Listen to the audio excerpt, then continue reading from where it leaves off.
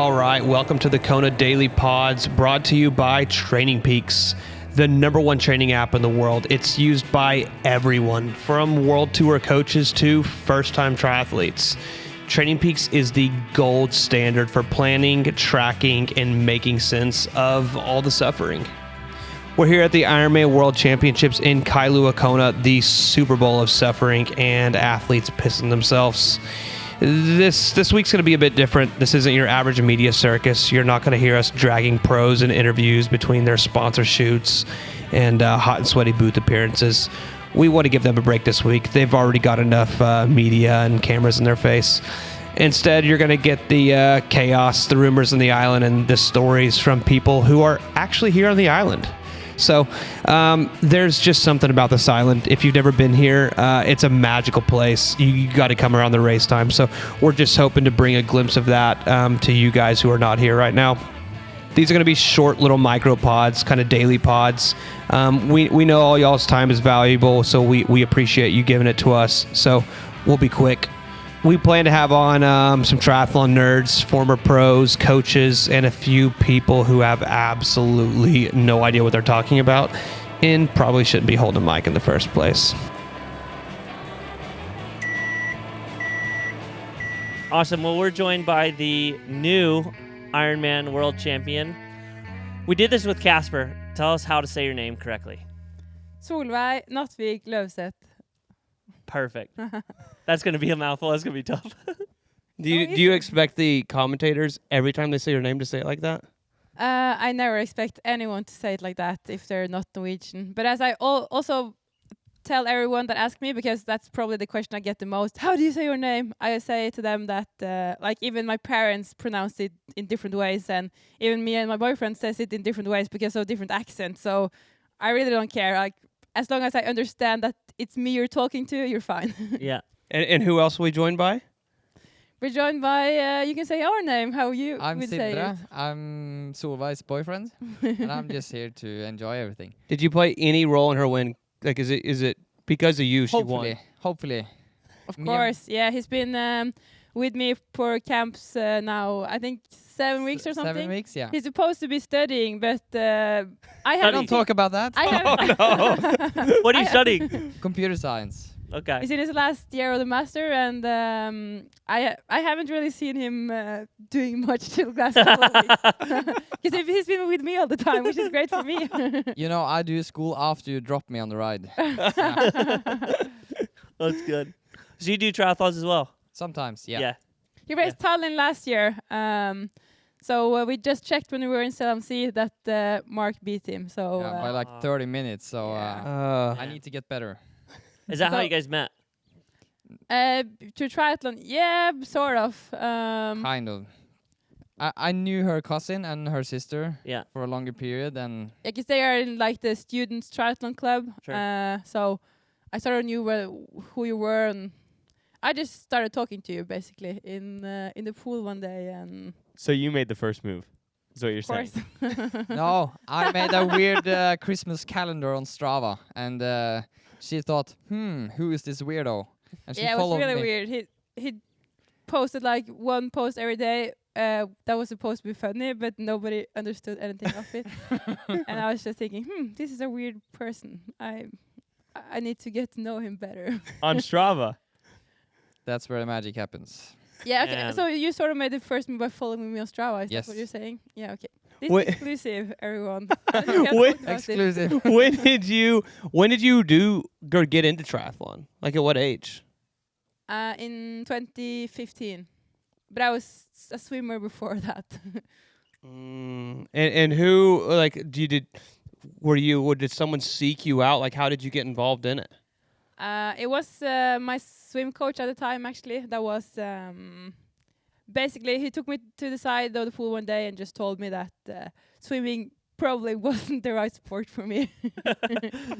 So he saw that I was training really well and really sort of hardworking, but compared to the others of my age, I just didn't have the same level. So he actually suggested triathlon because he thought it would suit me better. We had this one running test with the swim group, Yeah. and I was actually running faster than the other swimmers, but they were not running really fast. But after that, he was just like, triathlon is the right thing for you. Yeah. But yeah, it took some time because it was really no one who did triathlon where I lived. So it was this one guy in my swim club who sort of convinced me to try a couple sessions, but it felt a bit weird to me in the beginning because nobody did it where I was. So Yeah. Because you didn't grow up in Bergen like the boys, right? no, Yeah. Where did you grow up?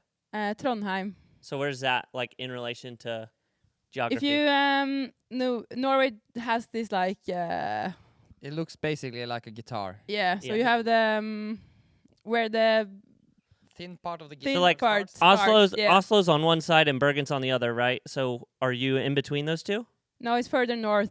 Okay. Like the boys would say it's in the north of Norway, but it's actually still quite far south. But it's where Norway starts to get thin, Uh-huh. if that makes sense. Okay. If you have seen it on the map, Yeah. that's where Trondheim is. Do you guys like make fun of someone if they're from the north or south of Norway? Absolutely. Of course. So who's the more weirder group? Them? Who's there South from the or the south? north? People from Bergen. People from They're so So- loud. So Christian, Gustav, and Casper. Yeah, and the people from Bergen, they just think they are better than the rest of the Norwegian population, which is really funny. So you're just humbling them now.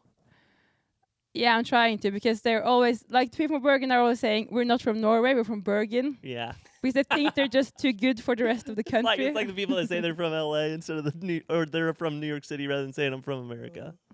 So did you go like how did you get introduced into kind of like the Norwegian pathway and like The federation, like and all the that. federation and all that? Yeah, I think I started triathlon in a good time, I would say, because it was still so new with the federation and the national team. So at that time, it was basically like, if you want to try to do triathlon, you get a spot on the national team, basically.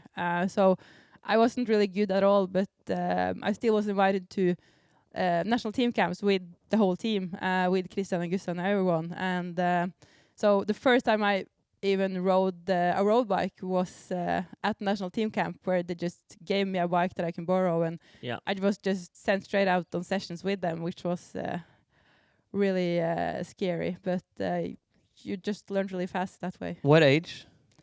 15. 2015. Yeah. So- No, That's 16, when no, 15. that's when we went to Chicago, and that was my first Big. introduction to Norway. Was I met Lotte Miller? Yeah. Yeah, and so you guys were pretty much the two girls on the team. Is that right? Yeah, we had some other girls, but at that time it was us and another girl named Karen. So, but we've never been many girls at the time. Yeah. At one Was Mikal racing, trying to race on the national team then too? I think actually Or is he when doing I cycling? when I started triathlon, he has just started to work as a coach. So my first camp, I think that was actually his first camp as a coach Yeah. with the national team. And that McCall Eden, if you guys don't know, the brother of Gustav, is Yeah. your And my full-time coach. Yeah. Yeah. And when did you decide that you were gonna? Because you went in through Aldred and all them at the Norwegian Federation, yeah. Kind of grew up through their platform, or is it all McCall? When I started, I had Arild Titan as a coach. Yeah. So he has been my coach for most of the time at the national team. And then, like the last years on the national team, it was Mikael started as the head coach and worked full time with the national team. So then he was spending even more time than Arild on the camps the last years. So I felt like for a period there, they were sort of both my coaches, which was really nice because they think the same way about training, and it worked really well. And then after Paris, when Arild quit working in the federation, then Mikael took over full time. Yeah. So both of them has been a really big part of my career. Yeah. So you started in 2015. How long after that did it take for you to kind of see like the successes and things like that in triathlon and like start to really enjoy it? I feel like I always really enjoyed it, but I don't know. I was really bad as a junior, and I think maybe the first season I was happy with was maybe the 2021 season, where I was actually able to do some WTCS races, and I didn't really perform super well, but I started to feel like now I'm a bit more in the races. But I mean, I never really feel like I don't feel like I have had one short course season where I felt like now I'm at the level I want to be. But 2021, you did win a Conti Cup, right? Is that the year you won your first big race? I got second at the Conti Cup. Yeah. And then the person who won it got caught for doping. And then I eventually got the win officially 3 years later or something. What was that like? It was quite weird because she was caught like basically right away. There was Julia Jellestrova, so she was the caught. Ukrainian athlete, right? Yeah. Yeah. So it was from the doping test after that race, which is also weird because it's the first time I've been at the doping test with someone, and talking to her a lot there, and then after that realizing that she was probably so stressed out on that test because she knew she had been doping. So, but the press release about the doping came out already. I think actually was the day of the men's race in the Olympics. Yeah. But it still took 3 years before I actually got the first place there and got the extra prize money, who was probably like 200 euros or something. But still, awesome. I got it in the end. And then 2023 happened, and that's when you won the European Championship. Is that right? Yeah, I won the European Games. Yeah, that's probably the race I'm most happy with, actually. Over this one too. Short course race. Short course season. Short course season. I guess when you came into triathlon, was it the Olympics that really caught your eye and you wanted to go to the Olympics, or did Kona ever cross your mind as well? You know, because I feel like we hear a lot of different athletes that go through the Olympic program and go into that, but their ultimate goal was Kona. And now being here and winning it on debut, what is that kind of? Yeah, I think for me it has always been the Olympics. I think I started as a swimmer, and obviously in swimming, Olympics is the biggest thing, and then I went to triathlon, and it was still Olympics. I've never really had a dream about Kona, not until this year. So it's. Have you watched the race in the past? I watched the year Gustav won. Yeah. So you didn't watch? Did you watch it. the women's race in 23? I watched parts of it, I think, but I've never really paid that much attention to long course earlier, if I'm being honest. Did she study the race at all before she came? Not really too much. We had one day where we looked at the course, but we still didn't figure it out. We looked at it Friday night at like 10 p.m. Watch the race itself. Man, you. No, we studied like where are we actually riding in town. I can't believe your coach wouldn't come out here with you. It seems like a bad coach, no? Oh, he's a good coach. It was just it's expensive to go here. I think he would have come if I had paid, but I'm too cheap. Next year. Yeah. He's already texted me. He was like, next year. I won some money yesterday, so now maybe I can afford it. Yeah. To bring him here. That's fair. So 2023 was the time that we met. So after you won the European Championship, then you came, and kind of your long course debut was at 70.3 Indian Wells. Yeah, and that's when we met for the first time. That was also on your debut, a win at 70.3 distance. Did you feel like then you were like, oh, maybe with the Olympics coming up, you were like kind of feeling the tug towards long course, or no? I think already for many years I had just a feeling that long course would suit me, and also the other people on the team were telling me that you could be good in long course one day. So I guess I've always had the plan of trying that eventually, but I never had a plan of when that would be. I was thinking like I felt like I still had a lot of time, so I started with long course earlier than I had planned, actually. Really? Is it because you weren't making the front swim pack in WTCS races? That the reason I started. Like long course, or- what was it? What was a turn off on short course for you? It was a lot about the swim, yeah. In short course, it's really hard to recover from a bad swim. But as you saw yesterday, I was 6 minutes back, Yeah. and you cannot be 6 minutes back in a short course race. You can't be 1 minute back in most races. So, but here you're actually able to get back into the race somehow. So, Did you ever feel like in your short course career, when you were struggling to make that front pack, that you like almost wanted to walk away from the sport?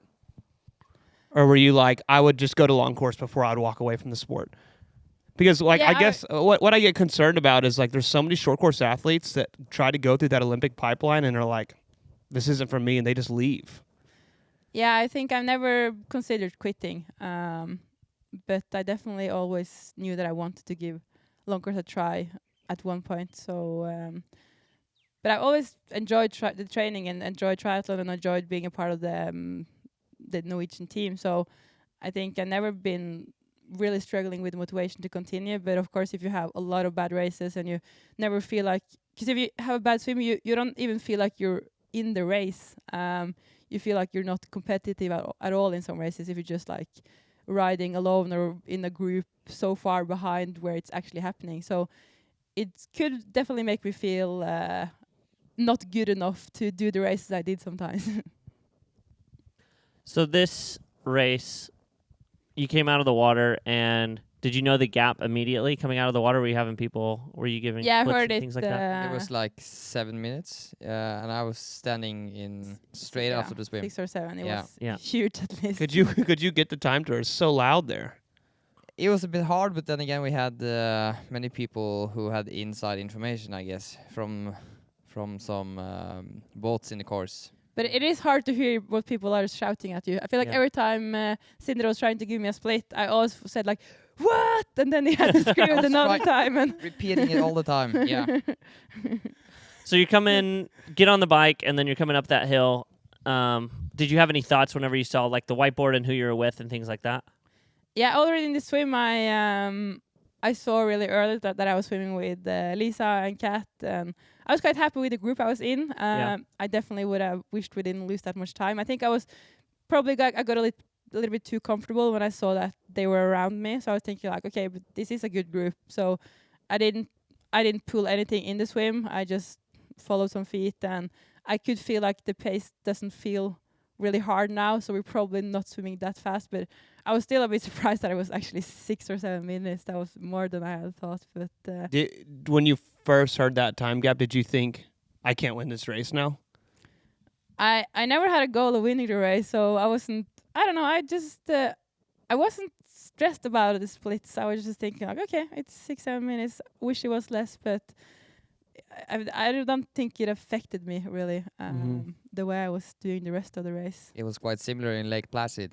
There she was 7 minutes out of water, and I think that was, yeah, Yeah, probably. and made it That's far. eventually up during the bike, so it might happen again. I guess I'm used to that, but you shouldn't get too comfortable just being far back, because it's a lot of races now where you can't get away with that, because the good swimmers are also really good bikers and runners. So next time I'll try to be a bit closer to the front. you ladies were going up Polani, but you had already kind of opened up a gap to Kat. Or sorry, you were with. Let me repeat that. Laura? Yeah, I think Laura and Lisa were Lisa from- had already yeah. went up the road, and you and Kat were behind. Yeah. Were you concerned that they were going up the road? Were you like, we need to catch them quick? Or were you like, I'm with Kat, like, we'll get on the Queen K and get to work, no worries? Yeah, I was just happy to be with Kat. I didn't worry about that to be at all. Yeah. And then, so you guys are out on the Queen K riding together.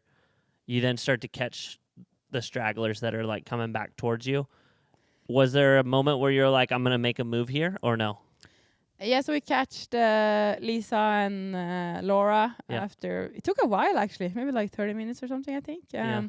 But then I was just thinking, this is a great group, because I know all of them are really strong cyclists. And I was a bit thinking, like, what should my strategy be here? Because I obviously know that Kat and Laura are the best runners, probably. So I was thinking, like, should I do some turns here, or should I actually let them work? Because they are the favorites here. But I think it's a bit boring to just sit in as well. So I took a turn, and then we went into one of the downhills, and I think I like riding downhill, and then we continued for a bit, and then I was thinking like, okay, now it's actually somebody else's turn to pull, because now I've been at the front for a while here, so I started to like turn my head to like try to signalize that, okay, can somebody else pull now? But when I looked back there, they weren't there anymore, so I was really surprised. So it's kind of incidental that you like dropped. Yeah, it wasn't on purpose. I just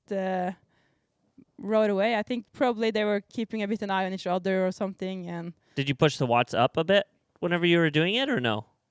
No, You were just trying to make the ride harder. That I basically did for the rest of the ride. So I was really surprised that I got that gap, and I was thinking like, okay, either I'm just riding too hard for the conditions here, or I'm just having a good day.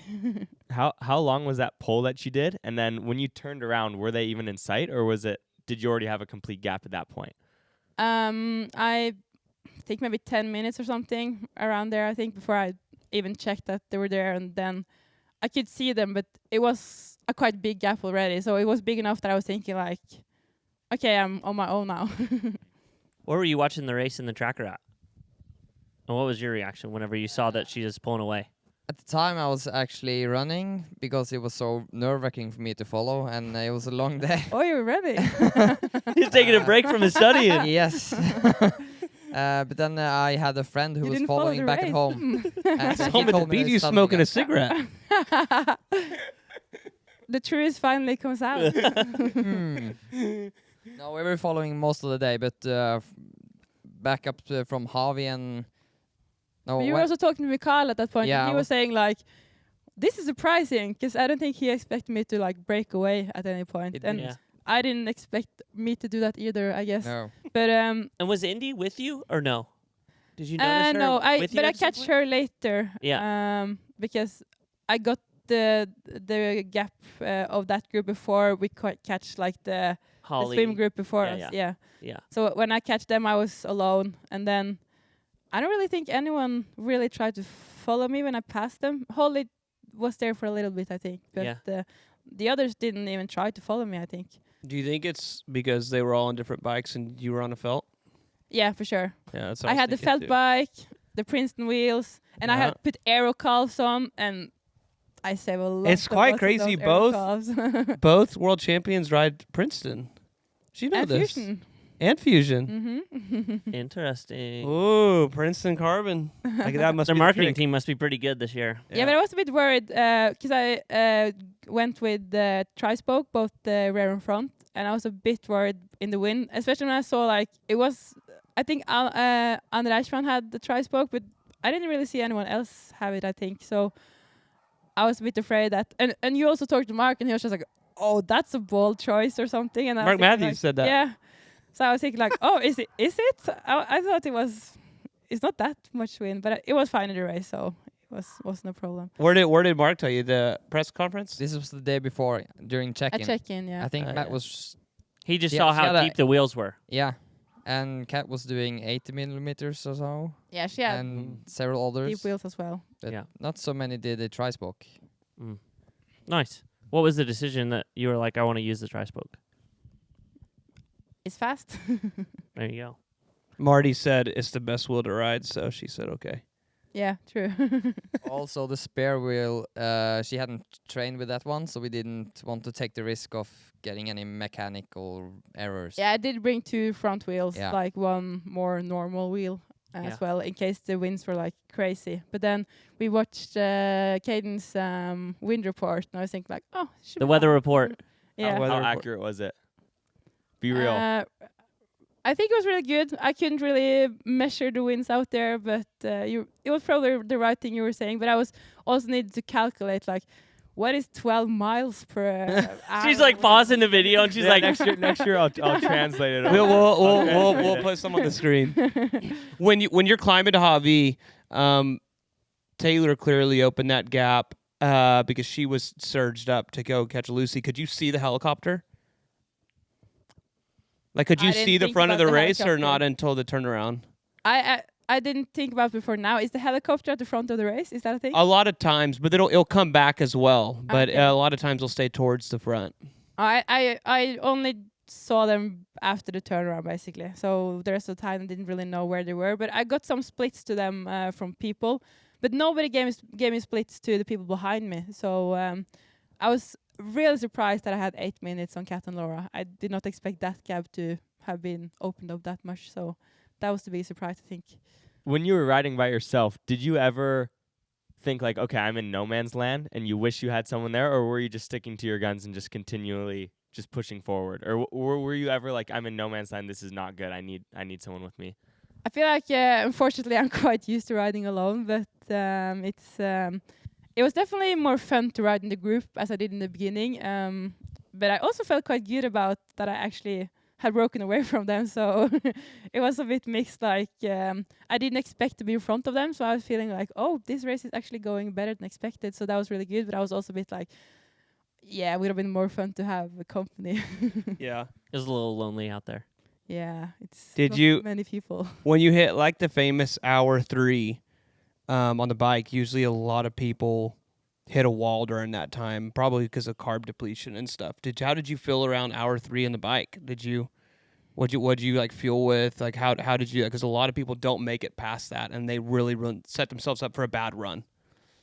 Yeah, I think in Hamburg I felt that more, like the last part of the bike was really hard, but I think I'm just better trained for it now, hopefully. So it wasn't really an issue. But you always at the end of the bike you just start to look forward to run, which is a good thing. You're just tired of being in that aero position all the time. But it wasn't.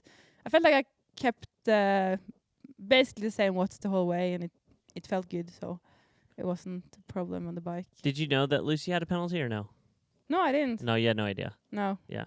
You get so little information out there. Yeah. When did you take that? Right before Waikoloa, like where the palm trees are before that helicopter pad, Oh, okay. like those lights that are right in the middle of the course, like the Oh, traffic lights, yeah. right around there. So was that where Taylor got a gap? Yeah. Yeah, so that's where Taylor almost went to. Almost caught her going up Javi and then stopped at special needs. Yeah. And then the gap went back out again, and then Taylor closed it. Well, and then also it kind of looked like Taylor was starting to pull away, Mm-hmm. and then Lucy got the card, and then Mhm. right after Lucy got the card, I think she was like, "All Lucy right, punched I it. want to go," Yeah. and so she went to go, and then I don't know if Taylor never left her. Yeah, No, they Taylor didn't. just ended up going back around her. Yeah, she did. So. What did you target grams per hour on the bike? I think I did 145 or something. I guess my target was 130, but I felt good, so I just took all I had on the bike. And what'd you take?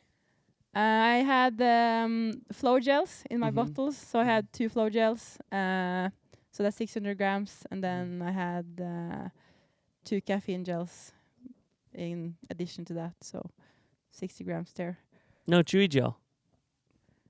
Chewy gel? Chewy bar. Oh, they're so good. They're good. It's like eating marshmallow. My favorite bar. Is I had them a lot in training. But I that think what you're eating on your run?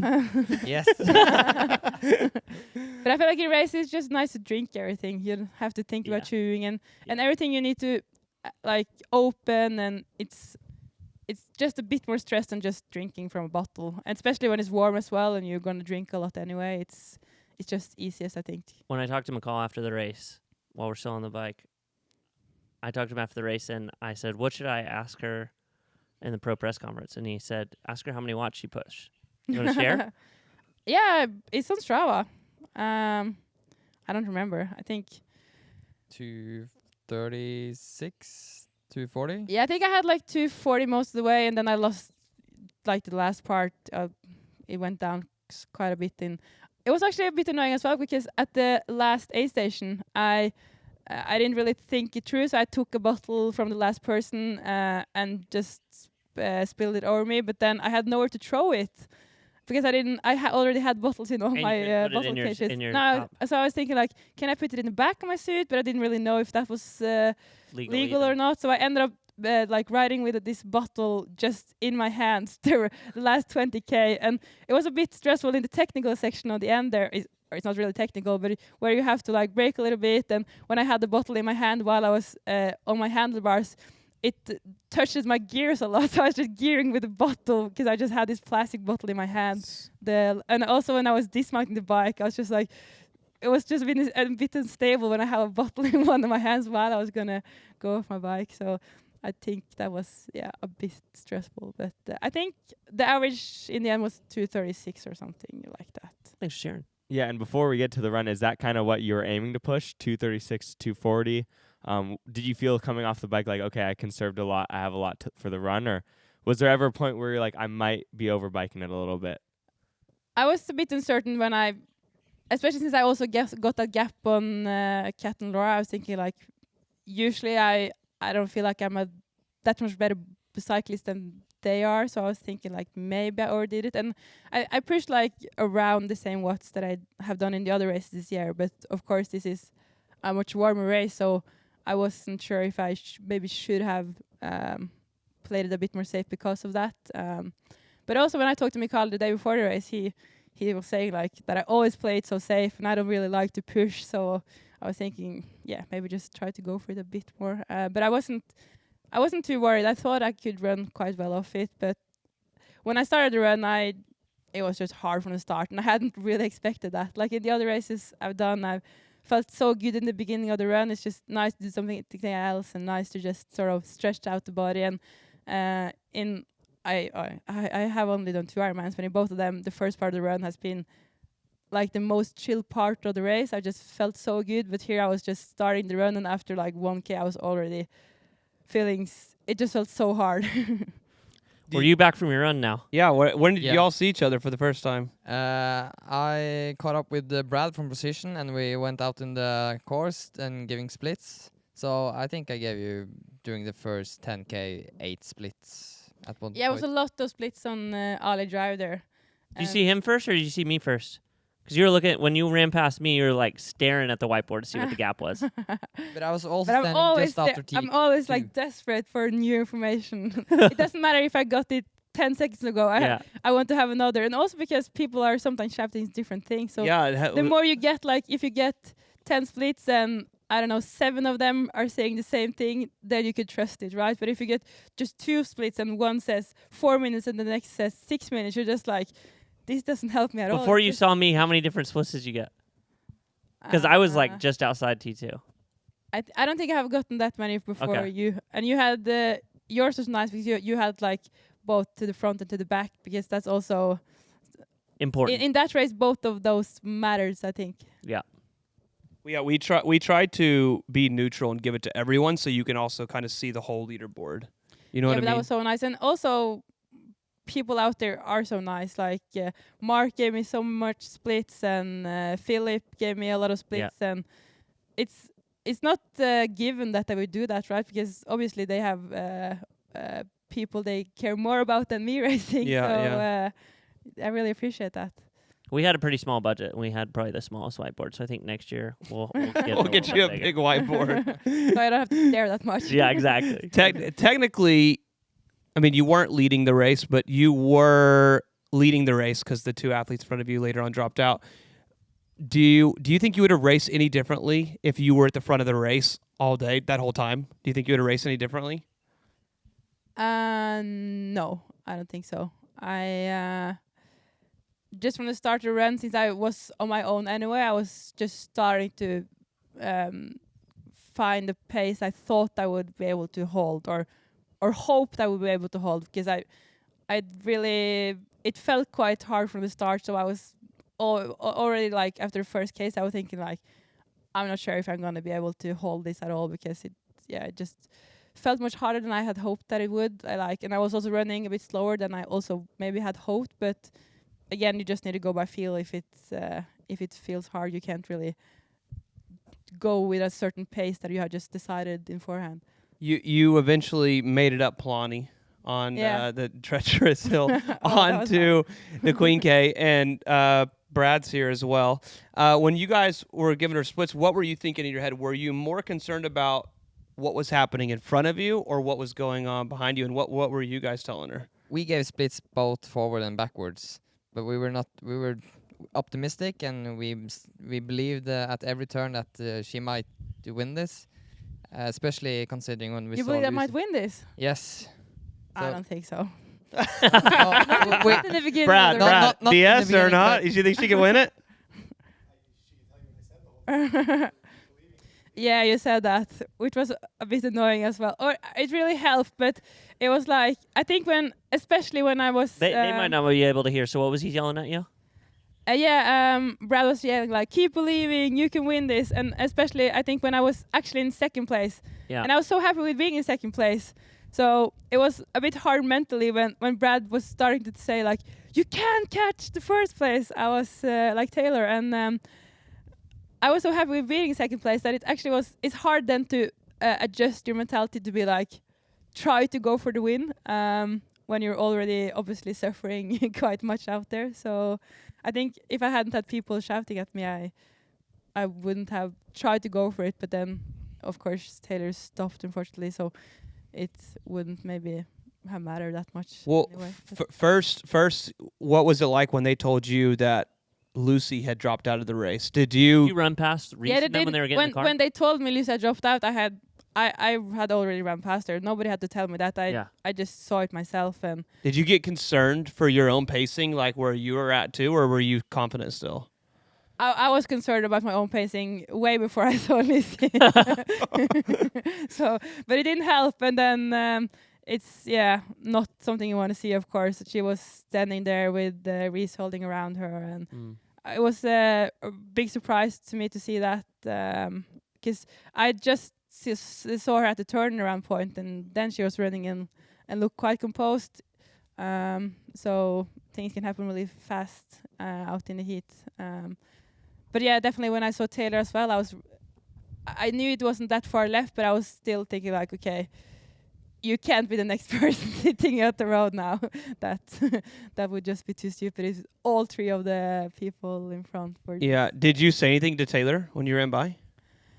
Yeah, I did, but I felt stupid for it because I think I screamed, "Are you okay?" And Yeah. and it's just like the most stupid thing to ask. Is like, obviously she's not okay when she's just sitting there when she's just led the race. So, but yeah, it was luckily other people around her there. So. Yeah, and Kaiden was right there too. Yeah. Yeah, I was right there. I actually have a video of her saying, "Are you okay?" But it was nice. It was a nice gesture. I mean, but Good sportsmanship. yeah, great I sportsmanship. don't know. When you went through that aid station, because it was right after an aid station, Yeah, so yeah. Taylor started to walk through that aid station, started wobbling, started running again, and then wobbled and then sat down. Did you? And when she was going through that aid station, I could see you. You were right Yeah. there. Could you see what was happening, or were you more just focused on like getting to the aid station, getting what you needed, and then when you went through the aid station, did you see her on the side of the road? Yeah, I saw her when she was still running, and then I just didn't pay attention for some seconds, it felt like, and suddenly I saw her sitting at the side of the road, and then I was really surprised by that as well, because I don't mean, it's both Lucy and Taylor are so they're so strong athletes, and I feel like both of them really know what they're doing. They have a lot of experience, so to see two such strong athletes like that just blowing up in the heat was really surprising. And then I of course started to think like, if it can happen to them, it could definitely happen to me as well. Mm-hmm. So you're like 4K left to go. So that's what's going on in your head at that point, because now you've seen two of them go down. Now is it like alarm bells in your head, or are you just like one foot in front of the other, get to Polani, and then I got it downhill? Yeah, I think when I saw Taylor, it was a bit the same feelings when I saw Lucy. That is obviously heartbreaking for them, but also you also think in your head, I'm one spot up now, like I'm in the lead. That was. Yeah. What was that feeling like? You realized you were leading. You were about to win an Ironman World Championship. What was that like? It just it was hard to wrap my head around it, because as I said, I was really happy when I was running in third, and I was really happy when I was running in second, and to be in the lead just felt surreal. And it was only, I think it was only a bit over 2K left at that point, and then I also had Brad on the side, and it really helped me at that point, because he was also saying all the right things. He was giving me the gap to Kat, and I think at that point it was 2:20 or something still. And he said, which was really smart of him, that I just take it easy now, or not, of course not easy, but like don't try to give everything you have now and end up blowing up as well. So I let off the gas a little bit because I was thinking like 2K in 2 minutes should it should be enough, even when Kat is running really fast. Did you feel like the downhill on Polani was a good thing for you or a bad thing? I like downhills. You liked it? Yeah, I love downhills. You looked like you were wobbling a little bit, and everyone was like, Yeah, "Oh." I see videos of that race, and it doesn't look good at all. Like my running there, it looks terrible. But I guess I felt quite terrible, but not in that downhill. Then I was starting to just. I think when you know that you're almost at the finish and you have downhill, and you're in the lead, and I've actually at that point I felt sort of in control. Like you don't really want to believe it before you're actually over the finish line because you don't want to get your hopes up too much. But at that point, I sort of felt in control, and I was definitely happy for a downhill. I noticed your suspense socks. Did you use the suspense laces as well on your shoes? Of course, it's the What best is this? This Jessica Eden's company. Oh. So she made socks. She made laces. Mhm. Like most of the pros are using them now. So I mean. Yeah. Now she's got a But world. I really Now like- she's got a world champion. I like that they're flat, so you instead of like round laces, Yeah. where it just get more pressure at certain places. Yeah. and also And they all come in like different sizes, like in a cool little yeah, and like test it's tube. just so much easier to put them on than regular laces, and Yeah. you can also you have more adjustment possibilities with like the different lengths on different like positions on the foot. Yeah. We've asked multiple world champions this same question this week, from Rennie, Daniela. At what point did you say I'm the Ironman world champion? Were you like, I'm gonna win this thing? Was it till you crossed the finish line, or when you're running down the chute, or what? And what was that feeling like? I guess like the realization is like gradually getting bigger and bigger the closer you get. I think already when I passed Taylor there, and also Brad said 2 minutes, and I knew it was 2Ks left, I've sort of felt that I should be able to pull this off. But of course, as I said, I was also terrified that I would blow up like all of a sudden. But already then I felt like this should be mine, and then the closer you get, the more you start to believe it. And but you never feel 100% sure before you're actually over that finish line. Yeah.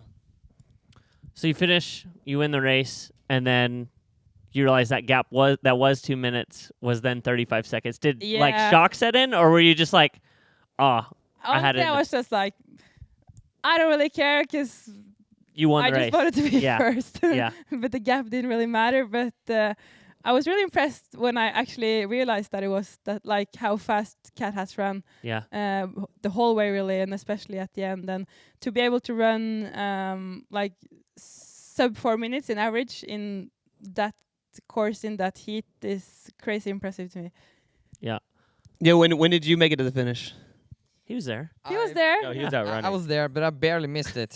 So it was missed it? just in time. Barely missed it. So you didn't even watch it? No, You barely. Barely made no, it. I barely made it. Oh. Barely made it. English is No, hard English. for something. Yeah, struggling no, that no, much. no. Barely made No, I it. barely made it. Yeah. Yeah. Yeah. Just in Because you time. were there, because I saw you. I was there. Yeah. And I was like looking down because where they have us in the media pen, I was like looking for where you were at, and then looking for when, because it's like it's so awesome to watch like Those moments. the moment of like a the significant person other, that yeah. you're supporting then winning the world, like the biggest race. Oh yeah. Yeah, but it in was really triathlon. funny because yesterday I was at trying the to bar, give her the spotlight also, so I was yeah, just yesterday at the staying bar, a bit like in the background. Mark was trying saying to Sindre, like, you're so cute. You just didn't want to go out there. So Mark had been like, come on, go out, go out. You go. Don't be shy. Did you cry? I think so. Yeah. It yeah. looked like it, yeah. Yeah. Did you cry? I didn't cry. You didn't. No? I was just happy. Yeah, why should Just I happy. cry? You're like chocked up of I smiled. adrenaline. So then today you've had all these media obligations, Yeah. and so what's next now? I'm going home tomorrow evening. So going home Monday, arrive at home on Wednesday, since it's really far away. Right. And then I guess the rest of the week will be really easy. Yep. And then How do you know it's easy? Has your coach already given you your training? no, it hasn't. Have you checked your training peaks? Oh, He's uploaded a lot. I've already seen it. He said, no rest for the wicked. You got to go straight into 70.3 worlds. No, Mikael is a really sensible guy, so I'm guessing. I'm guessing like he won't even bother putting in any sessions. Like the week after an Ironman, I can do whatever I feel like, which is nice. And then it's actually just 3 weeks after that till 70.3 Worlds. So time's flying. I guess I'll be home 2 more weeks. Hopefully get some training in, and then have a week in Marbella. Yeah. There was obviously this season you focused on the Pro Series, and to be able to kind of, I would say, shock the world, to be able to go from dark horse, Olympian, now an Ironman World Champion. How's that feel? Yeah, I definitely didn't expect that to win this race. Like Mikael also said to me, he didn't see that coming. So even he didn't believe in me. So and I didn't believe in me. Like but I did say before the race. Your support team did. We did believe. Yeah, you and I did say before the race that I think I could podium on a really good day. Yeah. So I was feeling really confident, but still, when I looked at the starters, I was just like, it's too many good girls that I could really see it happening, that I would beat all of them in one race. So I was thinking, like, for me, the clear favorites were Lucy and Taylor and Kat and Laura. I was thinking, like, I can't beat all of them, but if I have a really good day, maybe I could beat some of them. So a podium was like the dream goal for me before the race. But I don't know, it's been a really nice period, actually, just training-wise. I've been feeling really good in training for a long time, and it has just felt really low pressure. I've just been enjoying it, and even here I've been, I haven't really stressed about the race at all. Like, even the race morning, I wasn't nervous, basically, which is really unusual for me. So, but I just had this calm, and it worked out. So that's 3 weeks of school for you now. Yes. Are you going to Marbella? Probably. Are you excited about Marbella? Yeah, Yeah? I am. But it's I haven't really thought much about the race yet. For me, it is more like a bonus race, I feel like. I already have achieved everything I want this season. I think for the Pro Series, it's very unlikely that I will catch Kat. So I will most definitely be second in that series, which is great, I think, and I'm happy with that. And as I said, I can't really change it unless I win and she the DNFs. Basically, I think it's quite a big gap there, and the same like the other way. I don't think anyone can really catch me either. So I guess I'll be second there, and this race was the biggest goal for me. So to win that it's great. So the result in 70.3 Worlds is just a bonus for me if it goes well. We have to ask you a question though, because we asked Casper who would win here, and he said he would. So we're just going to ask you, who do you think is going to win Marbella? Oh, but it's easier for Casper because it's only one Norwegian female on the start line. But I have to choose between the boys. Yeah. Or anyone else that you think may be a factor in the race. Oh, only the boys. Only the boys? Only the boys. It will be another podium sweep. Really? Yeah. Who's going to be on the top? Don't ask me that. Okay, Vetla. who's going to be third? Vetla. Vetla is racing. Oh, Sebastian is racing. So it's actually another Norwegian. 5 Norwegians racing, yeah? Or 4? Vetla? I don't think. No, Vetla didn't qualify. So Sebastian, Gustav, Christian, and Casper? I think that's the only ones. Yeah, And you. So 5. yeah, 5 with me. Yeah. We'll cut the recording and you can tell us who's gonna win. Yeah, okay, sounds like a plan.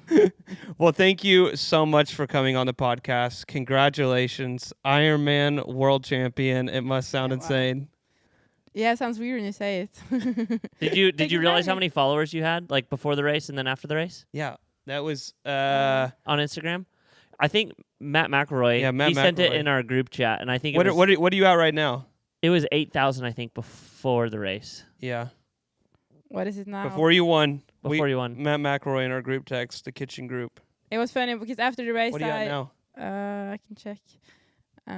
When I didn't have my phone for a while after the race. I have 21. Hey, Oh. congratulations! Going on. Now you're famous. Thank you. That's the goal. Instagram followers. Thank you. I'll go for it. Oh yeah, I was after the race. I didn't like pick up my morning clothes bag for a while, so I didn't have my phone. And when I got it, I didn't have any battery because it had just blown up, I think. And then I didn't have any charger with me. Yeah. And I was planning on going back to Waikoloa, but suddenly we decided to stay in Kailua and got an hotel there, and I still didn't have any phone charger. So it actually took a while before I checked my phone, which was really nice to just have this This moment. calm period. Yeah. Yeah. And then when I checked, it was there was a Insane. lot going on there. Yeah. Well, thank you so much again for coming on the show. Massive thank you to Training Peaks, the sponsor, who she gives all the credit to. Not even McCall, right? Yeah. It's Training Peaks AI who makes it. Yeah, exactly. We'll see you guys in the next one. Thanks for coming on. Thank you.